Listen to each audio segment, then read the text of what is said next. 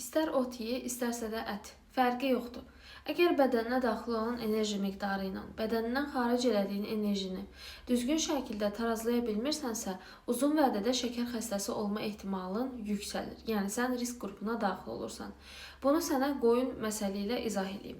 Deməli, bir gün gəzdiyim yerdə bir sahə görürəm. Təqribən 5-6 sotluq bir sahədə 20-25 dənə qoyun oturub ya da gəzirlər və onların bolluca otu var qabaqlarında, yaşıl otdan yeyirlər. Amma maraqlısı odur ki, bu qoyunların hamısı ağır çəkilidirlər. Belə ki, o qədər kökəliblər və o qədər piyləniblər ki, özlərini tərpədə bilmirlər. Ona görə də çoxu elə olduğu yerdə də qalıb otunu yeyir.